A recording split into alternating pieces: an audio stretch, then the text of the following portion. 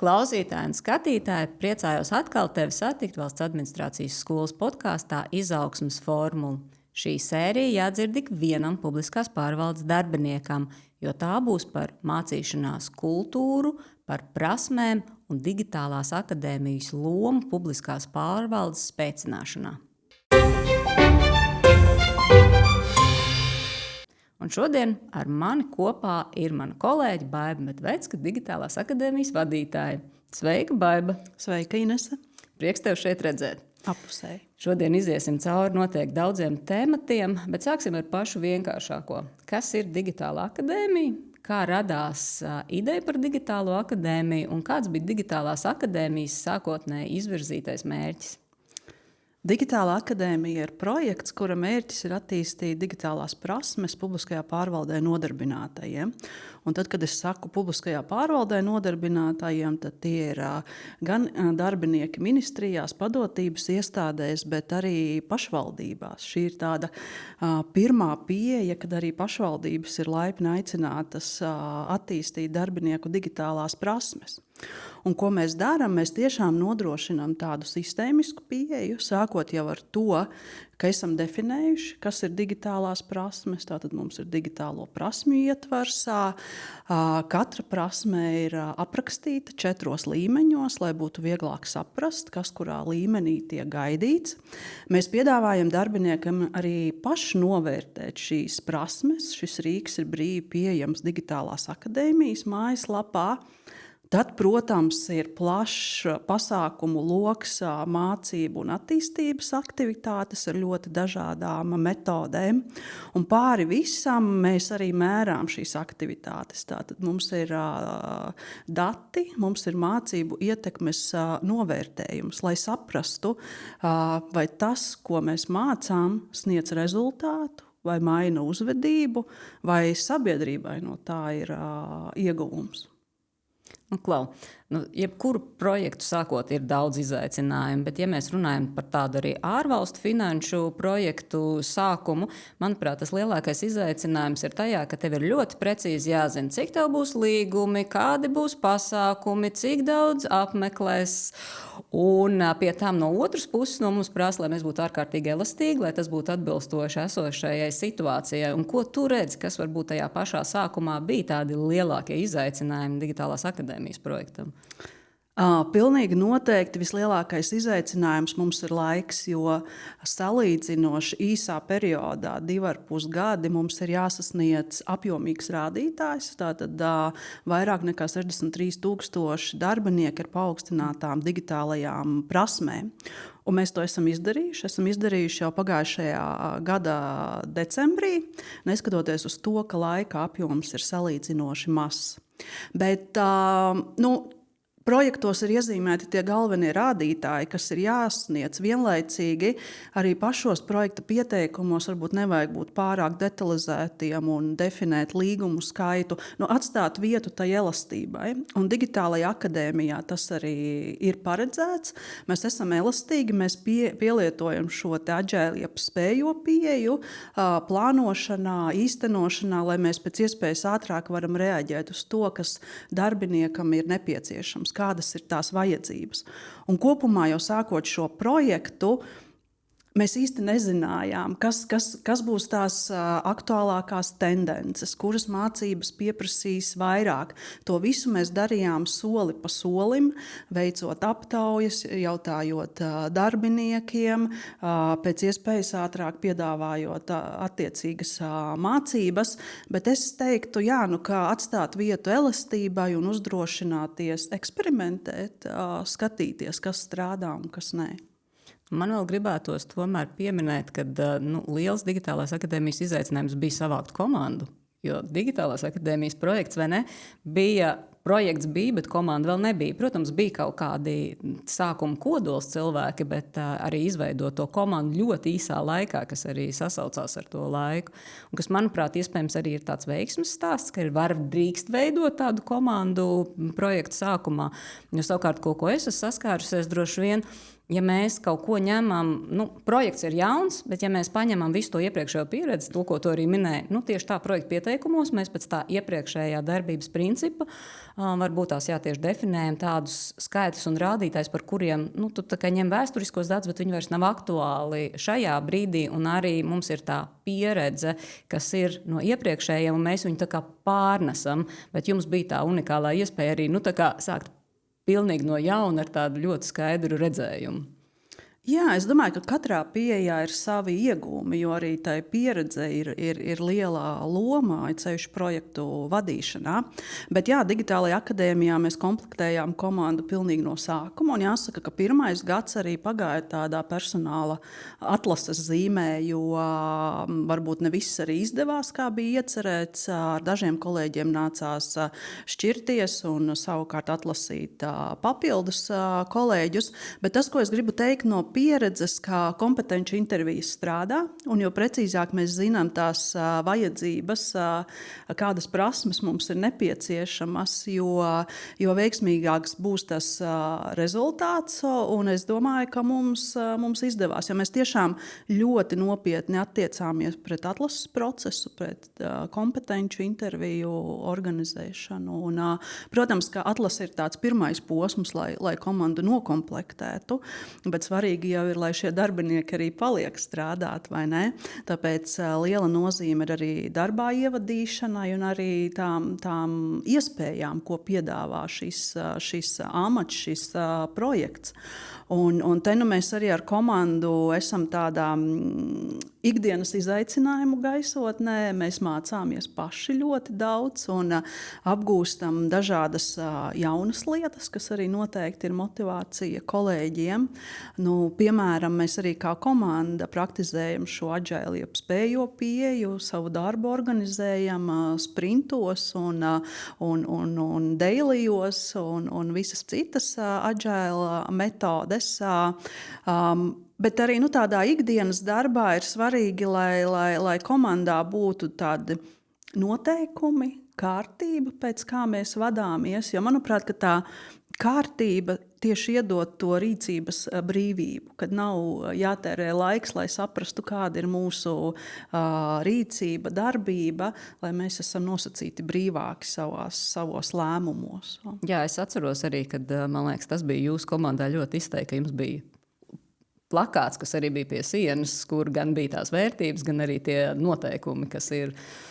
Jā, un mēs arī regulāri šos noteikumus pārskatām, jo skaidrs, ka komandā, kur ir kolēģi, rodas izaicinājumi, ir ik pa laikam mums vienam otram jāatgādina, kas ir šie noteikumi, jādefinē jauni, jāpārskata, bet man liekas, ka ir laba šī atklātības sajūta, ka nebaidās no kaut ko varbūt izdarīt ne tā, ka mēs par to varam atklāti kolēģu starpā runāt, izrunāt, lai šī problēma nesamilst.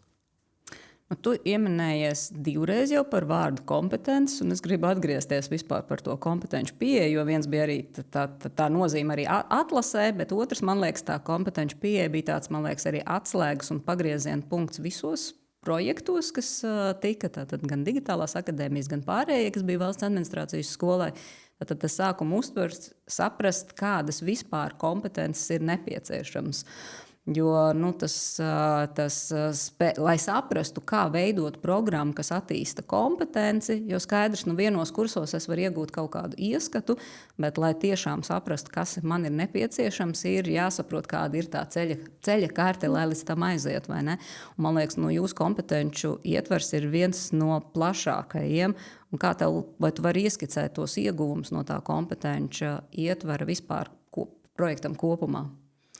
Jā, tad, kad mēs sākām šo apjomīgo projektu, tad nosaukums ir digitālās prasmes, bet vai ne? Katrs jau var izprast savādāk, un pat vienu prasmi var izprast savādāk. Tāpēc tas mūsu pirmais darbs bija definēt kompetenci un prasmi ietvaru, lai mums publiskajā pārvaldē ir tāds skaidrs, darbiniekiem saprotamā valodā uzrakstītas šīs prasmes, kompetences un arī tās rīcības, kas tad katrā līmenī būtu raksturotu šo prasmi vai kompetenci. Un, to mēs darījām arī kopā darbnīcās, iesaistot pašus darbiniekus. Tas nav nekas tāds, kas ir radies kaut kur ārpusē, kas ir piegādāts kā gatavs produkts, jo Digitālajā akadēmijā mēs kopumā darbojamies iesaistot lietotājus, jeb darbiniekus. Un viņi ir paši šie dizaineri, kuri arī piedalās gan prasmju izstrādē, gan mācību programmu izstrādē, tātad, lai lietotājs ir aktīvi iesaistīts.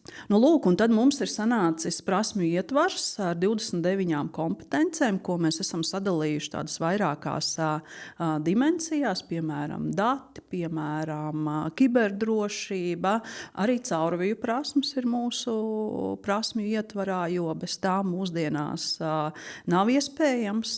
Caurviju prasmju piemērs ir pārmaiņu vadība, kritiskā domāšana, emocionālā inteliģence, stresa vadība, tā kā arī šīs prasmes dzīvo digitālo prasmju ietvarā. Un tā bija tāda bāzīte, kas deva to pirmo tādu, to redzējumu, kā veidot arī mācību programmas, vai ne? Jā, tad, kad mums ir definētas prasmes, tad, kad mēs saprotam, kas ir tās rīcības, uzvedības, kas ir nepieciešamas konkrētā līmenī, tad jau nākamais solis bija, es teiktu tā, mācību programmas, bet lai darbinieki labāk spēt orientēties šajās mācību programmās, pa vidu mēs uztaisījām tādu posmu, ka definējām amatu lomas. Pastāsti lūdzu vairāk par amatu lomām, jo es domāju, tas ir temats, kas it kā ir skaidrs, bet ja tu man arī prasītu ļoti precīzi nodefinēt, man arī būtu grūti, vai tu vari vairāk pastāstīt to lomu nozīmi? Jā, amata loma ir tāds pienākumu apjoms, atbildības apjoms, kas iezīmē to virzienu, kas būtu svarīgs. Piemēram, mums ir amatu lomas sadefinētas 3 līmeņos, un tas pamatlīmenis, kas virza to digitālo transformāciju, mēs tās saucam par atslēgas amatu lomām. Un kā piemērs ir, piemēram, datu stratēģijas vadītājs, digitālās transformācijas vadītājs, mākslīgā intelekta risinājuma izstrādātājs. Un, respektīvi, šī loma, katrai lomai ir tāda tā kā pasīte, un šī loma raksturo, kas tad ir svarīgs, kādi ir mērķi šai lomai, kādi ir sasniedzamie rezultāti, un klāt ir arī šīs prasmes, kuras būtu jāattīsta. Un kopumā tas lomu koncepts ir, es teiktu, tāda spēja aktuālāk reaģēt uz pārmaiņām, jo amatu apraksts varbūt mums ir tāds vairāk standartizēts un netik fleksibls attiecībā uz pārmaiņām, tad loma ir tā, kas jau raksturo tādu nākotnes virzienu, uz ko mūsu organizācija virzās, kas ir tās būtiskākās pārmaiņas, kas šajā amata lomā ir jāieliek iekšā. Un lūk, tad mums ir sanākuši šie 3 līmeņi, atslēgas amatu lomas, tad ir sadarbības amatu lomas, jau tie darbinieki, kuri līdzdarbojas digitālajā transformācijā, piemēram, datu analītiķis, vai ne, jo dati ir pamats turpmākām darbībām, piemēram, lietotāju pieredzes dizainers. Un 3. līmenis ir lietotāju līmenis, ja visi tie amati, kas lieto šos digitālās transformācijas pakalpojumus, procesus, piemēram, grāmatvēži. Jā. Tātad digitālo kompetenču ietvers attiecās uz ikvienu, un lai es varētu viņam vairāk orientēties, man tās lomas arī palīdz sastrukturizēt, kur es esmu. Neatkarīgi no tā, ja es esmu grāmatvedis, tad tomēr es varu saprast, ka tādā digitālās transformācijas ietveros tā mana loma ir lietotājs. Jā, jo digitālās prasmes jau attiecas uz ikvienu, pilnīgi uz ikvienu publiskajā pārvaldē nodarbināto darbinieku. Tāpēc arī digitālo prasmu ietverā ik viens var atrast prasmes, kas attiecas uz šī darbinieka amatu. Kā tu redzi, vai tiešām arī tā cilvēku izpratne ir tāda, ka tas attiecās, ka šī digitālā transformācija attiecās uz ikvienu? Vai jūs sasniedzat, vai cilvēki redz to, ka jā, tas arī ir uz manīm?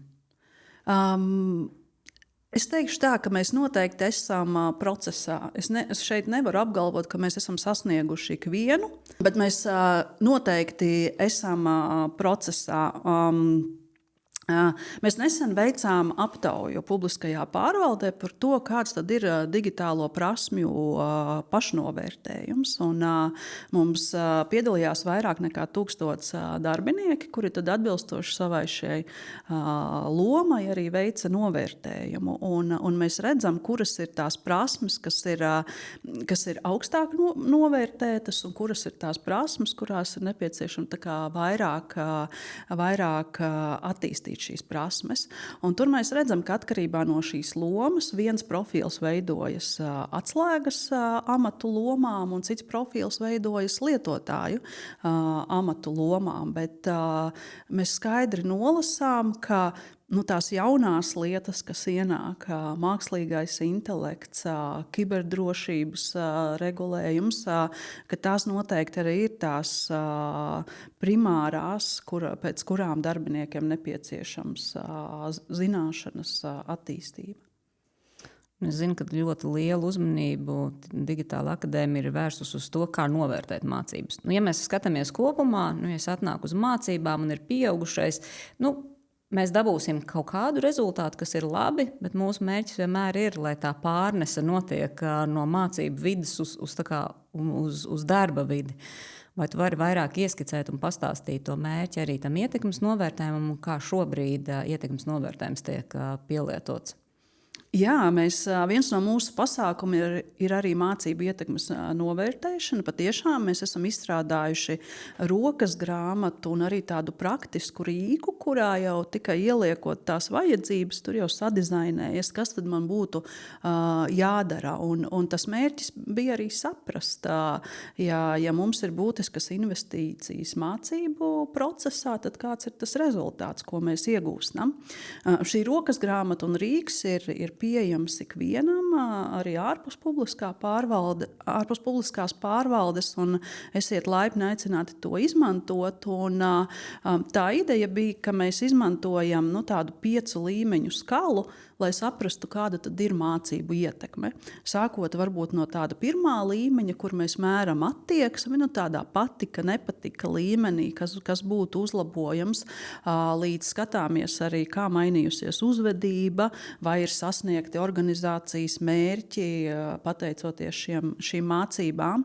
Un tas 5. augstākais līmenis ir, vai sabiedrībai ir ieguvums no tā, ka darbinieki ir piedalījušies šādās mācībās.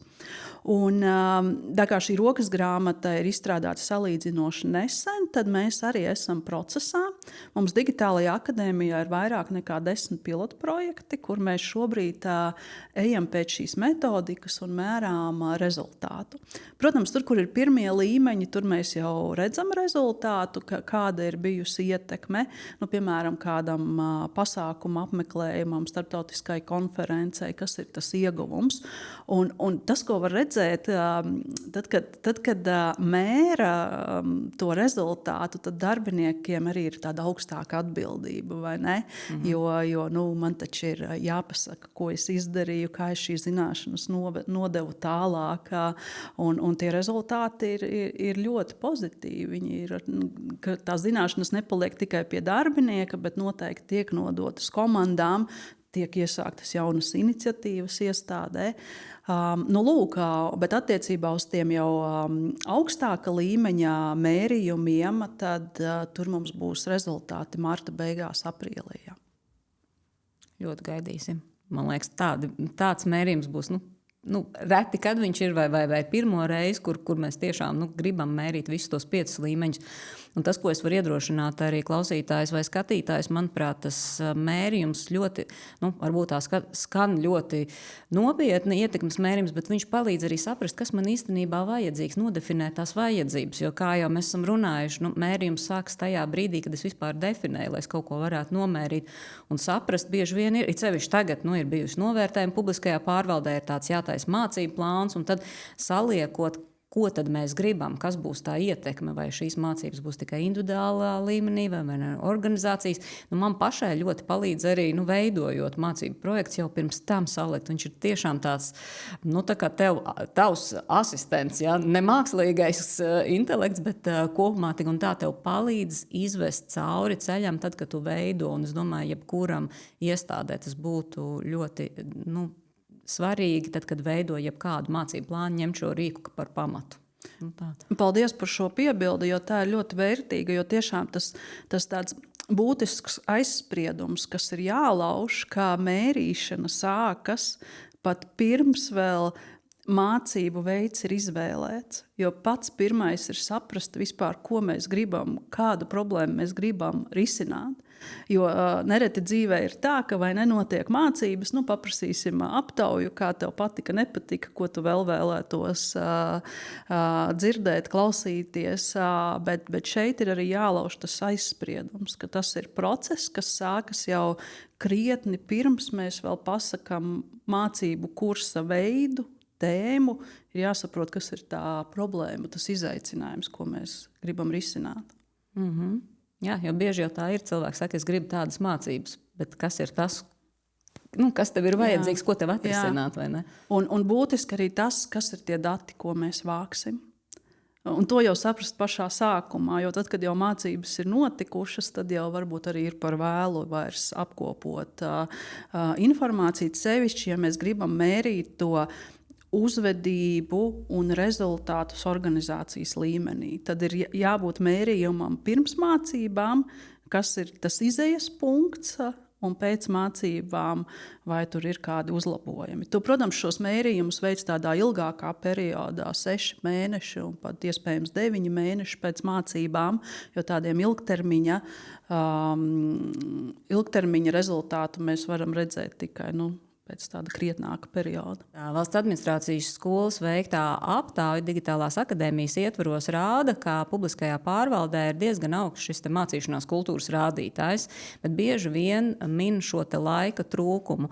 Un vai tu vari ieskicēt, kā tavuprāt ir mainījusies vispār tāda attieksme pret mācīšanos kopumā? Kaut vai šo 2,5 gadu periodā, kad ir arī, pieņemsim, Digitālās akadēmijas projekts. Jā, un kā atbildēju, šeit labprāt izmantot arī OECD veikto pētījumu, kas bija veikts pirms pusotra gada par Latviju, par mācīšanās kultūru Latvijas publiskajā pārvaldē.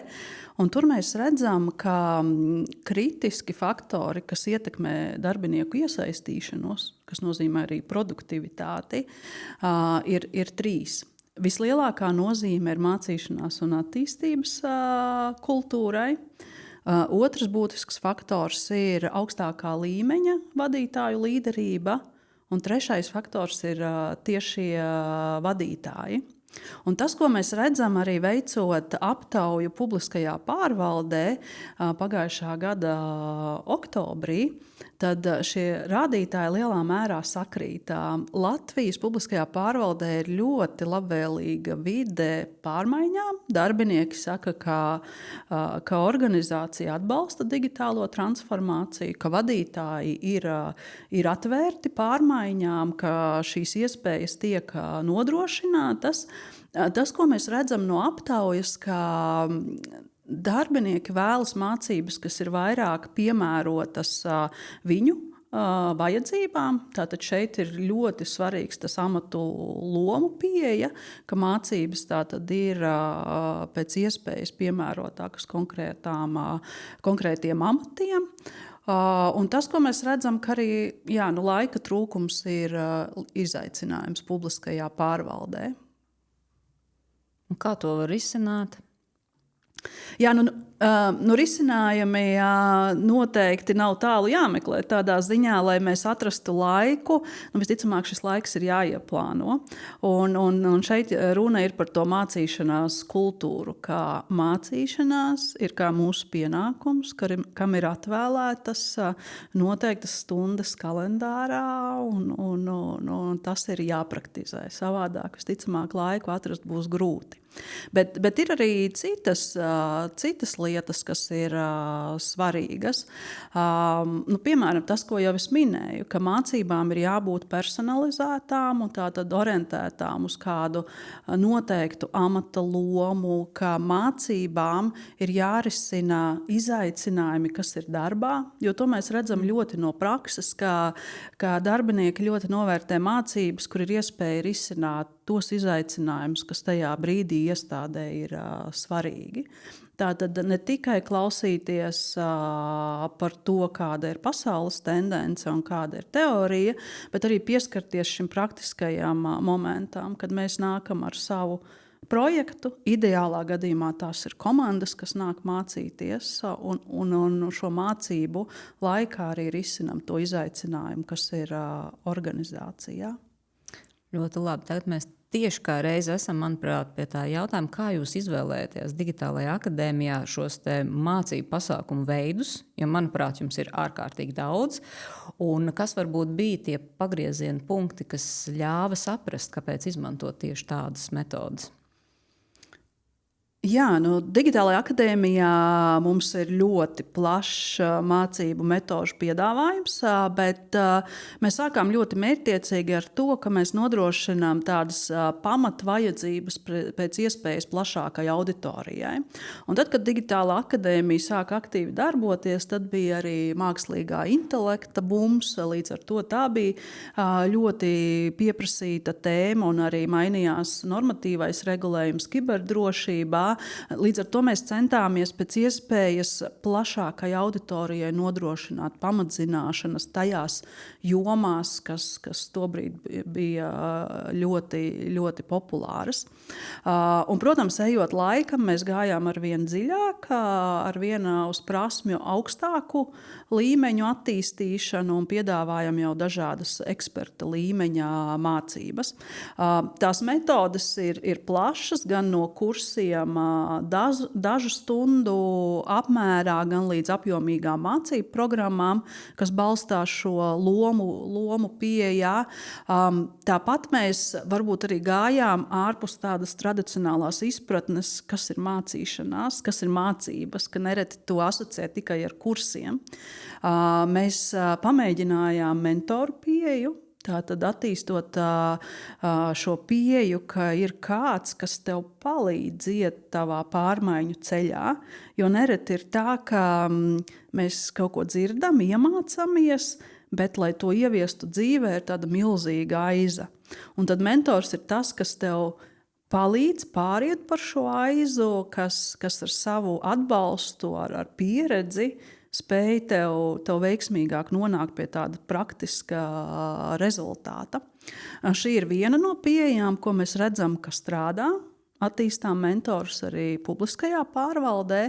Un tad arī profesionālās kopienas, jo daloties pieredzē, zināšanās, arī tas ir veids, kā mācīties, kā būt tādā drošā vidē, kur pajautāt padomu, kā tev ir gājis ar šo digitālā rīka apguvi, kas ir tās nianses, kas man būtu jāņem vērā. Un šobrīd arī ir daudz risinājumu izstrāde dažādās organizācijās un padalīties ar to, kas vienai organizācijai ir sanācis, kas citai ir sanācis labāk. Kādas ir šobrīd kopienas, kas jau ir izveidojušās?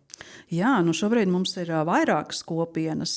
Protams, mākslīgā intelekta kopiena, tad ir kopiena, kas darbojas ar datiem, kopiena vadītājiem un cilvēku resursu vadības speciālistiem, projektu vadītāju kopiena. Un mēs esam atvērti, ka viens var pievienoties šajā procesā un izmantot šo iespēju un būt par daļu no kopienas.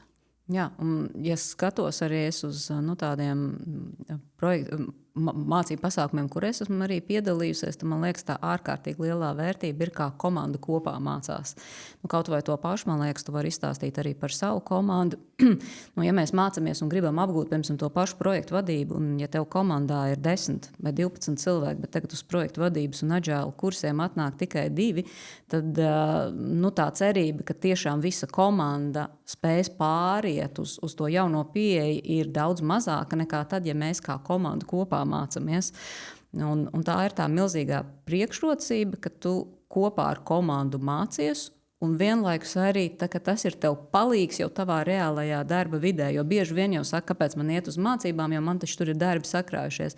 Bet tā kā tu saki, ja vēl tās mācības risina jau tavu esošo, un man vēl ir atbalsts ar kolēģiem, kuri arī ietam cauri, man liekas, tā ir tā atslēga, kas arī ir caur šiem projektiem ienesta publiskajā pārvaldē. Mācīties kopā gan ar savu komandu, kopā vēl ar starpresoriem, veidojot dažādus tos projektus. Man liekas, jums arī tas pārmaiņu projektā, tādas mācības ir arī viens no tādiem veiksmes stāstiem. Jā, mums ir vairākas mācību programmas, kas ir orientētas tieši uz komandu veidošanu. Un vienmēr ir prieks redzēt komandas no organizācijām, kas nāk ar savu konkrēto izaicinājumu. Jo, manuprāt, tā vērtība, ko rada komanda, ir daudz augstāka nekā tad, ja mēs nākam individuāli. Protams, mācību veidi ir dažādi un mērķi ir dažādi, bet vienmēr prieks redzēt komandas. Kaut vai, piemēram, mums ir no ļoti tālām pašvaldībām, kad komandas dodas šeit klātienē un mācās. Bet jā, mums ir vairākas mācību programmas, kas orientētas ir tieši uz komandām. Un tāds labs piemērs ir tad, ja komandu veido ne tikai organizācija, bet veidojas komandas starp dažādām organizācijām, tā skaitā arī pašvaldībām un gan digitālo pārmaiņu projektu vadībā, kas ir viena mācību programma, gan arī Digitilts ietvaros, kas mums ir kopā ar Riga Tech Girls, ir izveidojušās kopā būs kādas 50 komandas, kas risina šos izaicinājumus. Un tiešām prieks redzēt, kad nāk kopā valsts pārvaldes organizācijas un pašvaldības, un iespējams atrisina tādus jautājumus, kas ir bijuši sāpīgi gadiem. Gan sarunas sākumā tu minēji, ka ar šiem jaunajiem projektiem bija iespēja apgūt mācības arī pašvaldībām, gan arī tagad minot, ka piedalās dažādās mācībās, bet tomēr mēs redzam to kopējo tendenci, ka no kopējā dalībnieku skaita pašvaldības ir tikai 22%. Un, kā tev liekas, mēs esam darījuši dažādus pasākumus, lai tā kā veicinātu, bet tomēr pašvaldība atsaucība ir diezgan zema. Jā, šobrīd varbūt viņu gribētos augstāku, bet šī tendence ir ar pozitīvu augšupēju. Tātad pašvaldību īpatsvars pieaug. Mēs redzam, ka digitālās akadēmijas piedāvātās mācības kļūst arvien populārākas arī pašvaldībās. Te ir jāatzīmē, ka tā kā digitālajā akadēmijā tas izaicinājums ir laiks, bet mums arī jāsaprot varbūt tāda valsts pārvaldes kultūras izaicinājums, kā mazliet tāda piesardzība.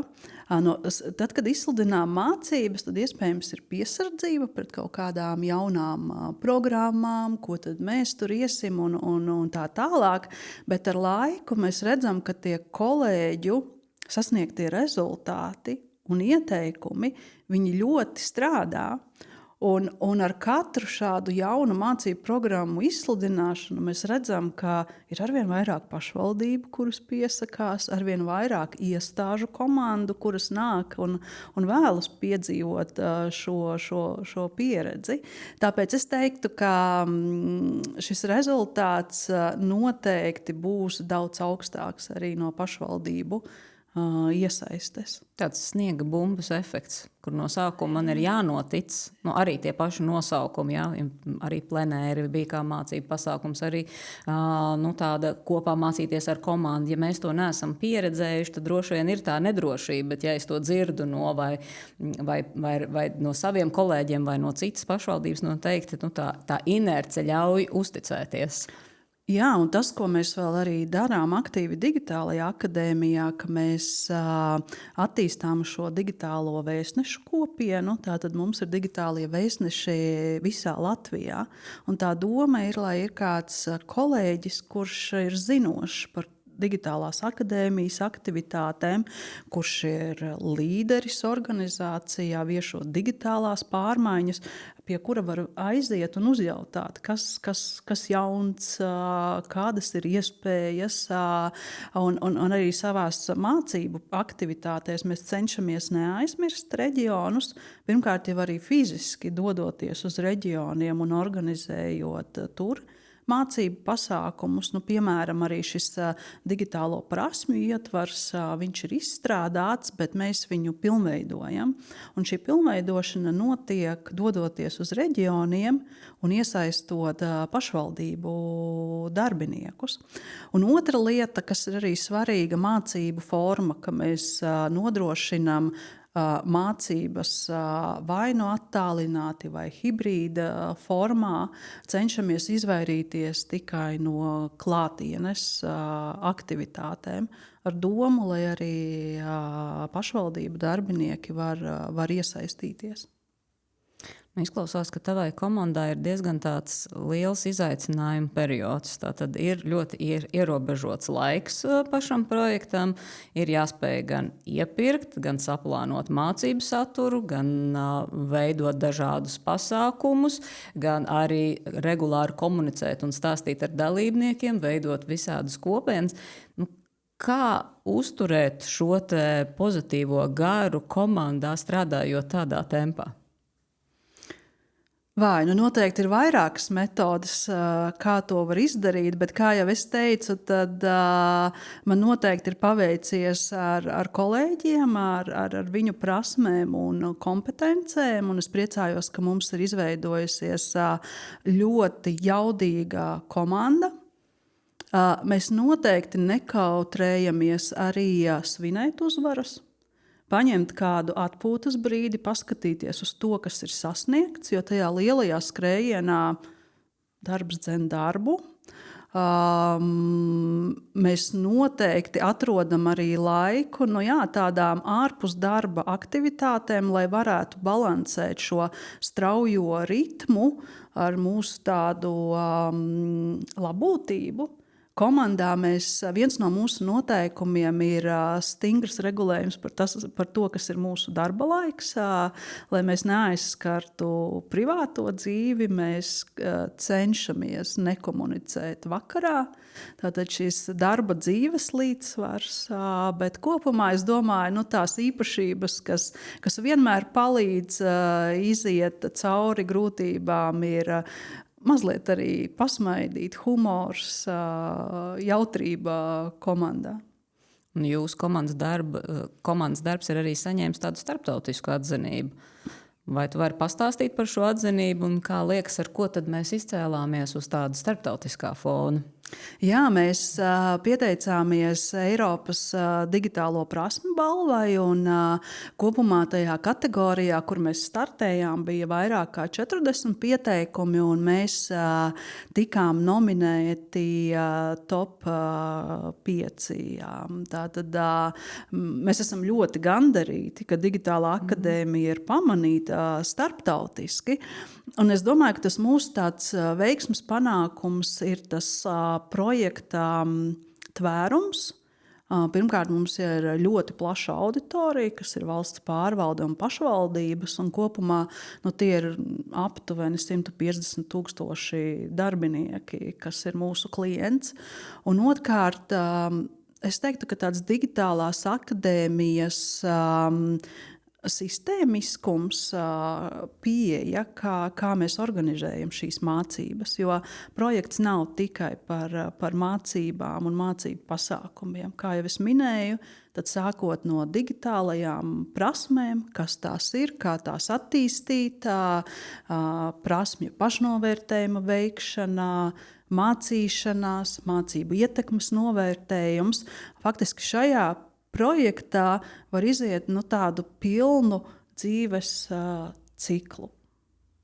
Es tomēr gribētu tevi aicināt, iedot arī mūsu klausītājiem un skatītājiem varbūt tādu ieskatu arī, kas bija tās grūtības, kas bija tie izaicinājumi, varbūt kas ir tas, kas neizdevās. Jo skaidrs, ka 2,5 gadi, kas ir atvēlēts, ir ārkārtīgi daudz, kas ir padarīts, bet droši vien ir kaut kas tāds, kas bija tie klupšanas akmeņi.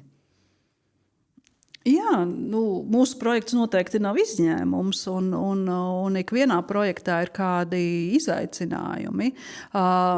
Ja būtu tāda viena vēlme, ko var īstenot, tad noteikti tas būtu vairāk laiks, jo vienkārši tik apjomīgām aktivitātēm arī vajag vairāk laiku, lai darbinieki saprot tās iespējas, lai var mācīties varbūt tādā plūstošākā tempā, ne tik strauji. Bet viens tāds liels izaicinājums, kas noteikti nav noslēpums publiskajā pārvaldē, ir iepirkumu veikšanā, jo mēs sapratām, ka liels apjoms no mūsu aktivitātēm ir atkarīgs no publiskajiem iepirkumiem. Un tas, ko mēs sākām meklēt veidu, kā pēc iespējas ātrāk var īstenot iepirkumu, bet arī panākt pēc iespējas augstāku kvalitāti no pakalpojumu sniedzējiem. Un viena pieeja, ko mēs atradām un ko praktizējam, ir dinamiskā iepirkumu sistēma. Tas ir jauns veids. Pagaidām tas nav ļoti populārs Latvijas publiskajā pārvaldē, kā organizēt iepirkumus. Un kamēr mēs no tā paša sākuma, kamēr mēs definējām šīs prasības līdz tam brīdim, kad mēs iepirkām pirmos pakalpojumu sniedzējus, tur pagāja ļoti krietns laiks. Jo tā kā šis ir jauns veids, tad tika veiktas arī pārbaudes un iedziļināšanās, vai šis ir īstais iepirkuma veids. Bet, jā. Un šobrīd dinamiskā iepirkuma sistēma ir, es teiktu, tāds ļoti veiksmīgs mehānisms, kas ļauj mums piesaistīt plašu pakalpojumu sniedzēju loku. Un tad, kad mums ir konkrētā vajadzība, mēs dodam šim pakalpojumu piedāvātāju lokam un no tā izvēlamies atbilstošākos. Jā, mēs nekautrējamies arī rīkot sarunas klātienē, lai pārliecinātos par pakalpojuma kvalitāti, jo tikai saprast no rakstiskā materiāla varētu būt mazliet mulsinoši. Tāpēc ar piegādātājiem mums arī ir sarunas klātienē, lai izvērtētu šo kvalitāti, jo Digitālajā akadēmijā mēs esam ļoti par to, lai piedāvātās mācības būtu augstā kvalitātē. Jā, un tas, man liekas, ir vienmēr, it sevišķi tādā mācību centram, tas izaicinājums atrast sadarbības partnerus, un tā kā mums ir jāiet cauri tam iepirkuma procesam, tad saprast un izanalizēt, atrast īstos partnerus un pēc tam atrast arī tos dalībniekus, kuru vajadzību mēs tieši risinām. Un tam, man liekas, tā dinamiskā iepirkuma sistēma ir pietiekami tāda atvērta un pietiekami ātri ir iespējams sasniegt to īsto pakalpojumu sniedzēju. Mēs varam, manuprāt, arī ļoti lepoties ar tiem sadarbības partneriem, un arī tas, ko mēs dzirdam no sadarbības partneriem, ka arvien vairāk arī grib sadarboties ar valsts administrācijas skolu, redzot arī to mērķu un vīziju, ar kādu mēs ejam, jo, būsim godīgi, atceros pirmos iepirkumus, kad vēl nebija DISU, mēs pirkām lielās plašās programmas, nebija tā, ka tirgu ļoti daudz bija, kas būtu gatavi, jo pierasts ir, uz vieniem kursiem es varu pieteikties, bet ja es gribu īstenot plašu programmu, pat 100 akadēmisko stundu ietvaros ar vairākiem pasniedzējiem, man liekas, mēs esam arī devuši arī tirgumu tādu skaidru, tādu signālu, kad ir nepieciešams, tajā kompetenci pieejā veidot šīs apmācību programmas. Un es domāju, ka ne tikai mēs esam mācījušies no viņiem, viņi arī ir mācījušies no mums. Tā kā, jā, man liekas, tā dinamiskā iepirkuma sistēma ir bijis tāds veiksmes stāsts, bet diezgan izaicinoši, kamēr līdz tam bija nonākt. Bet arī ļauties tam un nepadoties. Jo vienā brīdī, manuprāt, bija tā sajūta, ka vai izdosies. Jā, es domāju, ka tas vienmēr ir arī tāds vērtību jautājums. Drosme, uzdrošināties, darīt lietas savādāk, elastība un arī eksperimentēt. Tomēr ļauties un varbūt arī paļauties, ka nevienmēr sanāks sasniegt to rezultātu, kā ir plānots.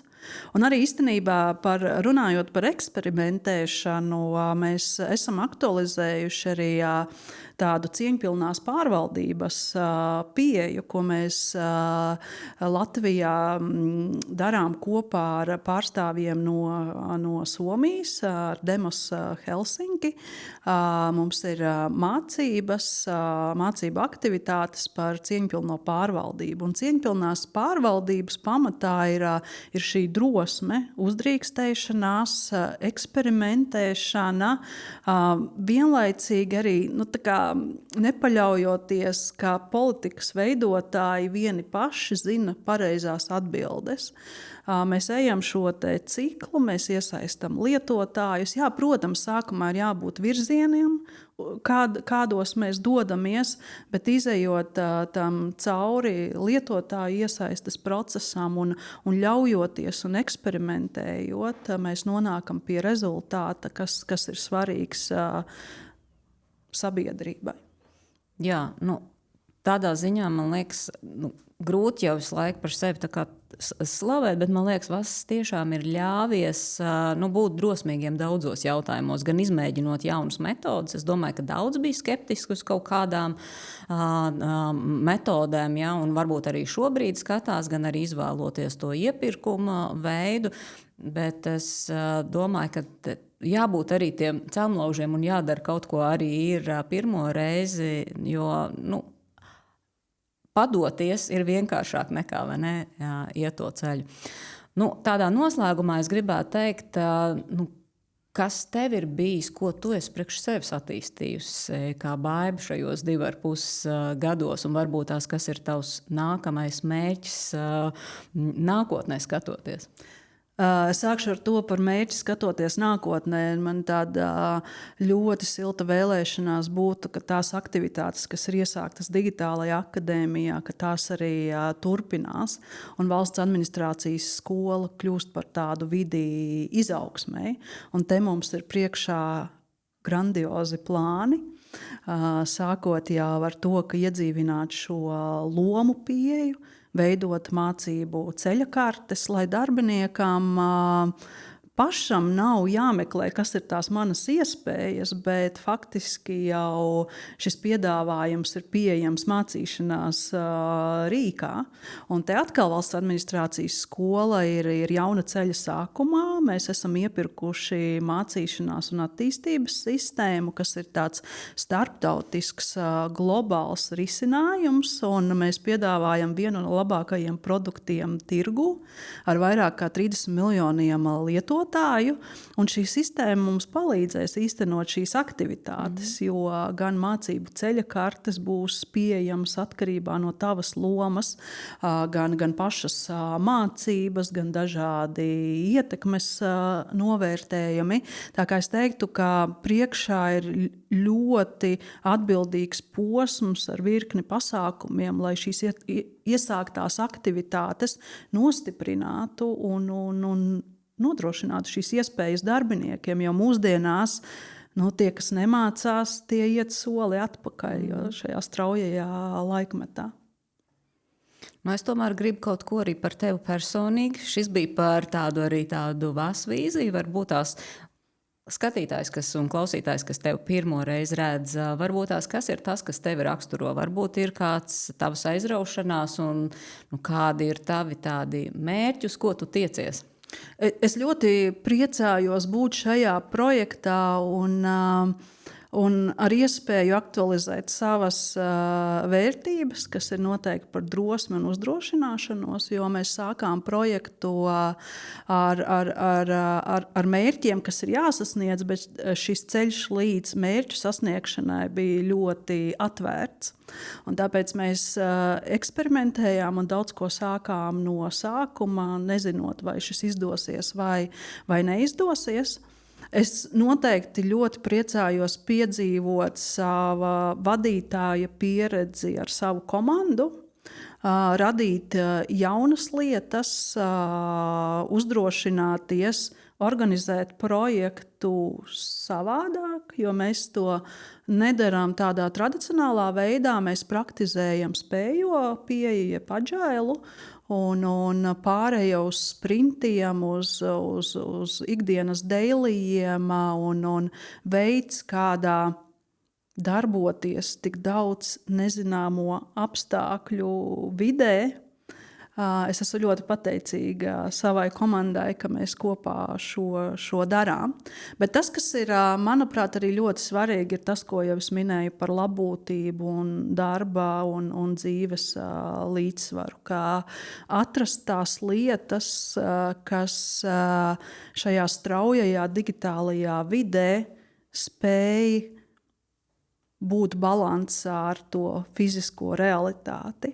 Tāpēc es arī cenšos attīstīt tos hobijus, kas ir saistīti ar fiziskām aktivitātēm. Piemēram, es pēc daudziem gadiem esmu šogad uzkāpusi uz kalnu slēpēm, un man tas sanāk, un neskatoties uz to, cik es skeptiska biju sākumā. Tā kā atkal stāsts par drosmi un uzdrīkstēšanos. Vai gluži vienkārši varbūt arī atrast laiku kolēģiem, kā mēs, piemēram, darījām to digitālajā akadēmijā gada nogalē, suminājām aktīvākās organizācijas, atrodot laiku, aizejot fiziski pie šiem iestādēm un pasakot paldies. Un arī es tev gribu teikt paldies par mūsu sarunu, par to, ka arī tu esi tiešām ne tikai digitālajā akadēmijā, bet arī, man liekas, valsts administrācijas skolā iedavusi tādu drosmes priekšprits izmēģināt kaut ko jaunu, mainīt vecās sistēmas, atteikties no kaut ko tādu, kas varbūt tās ir kalpojis ļoti labi 10 gadu, bet tagad ir laiks atteikties. Tā kā paldies tev, un paldies arī klausītājiem un skatītājiem. Ja tev likās šis noderīgs, uzspied īkšķīt un padalies arī ar citiem kolēģiem, un mūsu jaunāko informāciju vari atrast Valsts administrācijas skolas mājaslapā un sociālajos tīklos.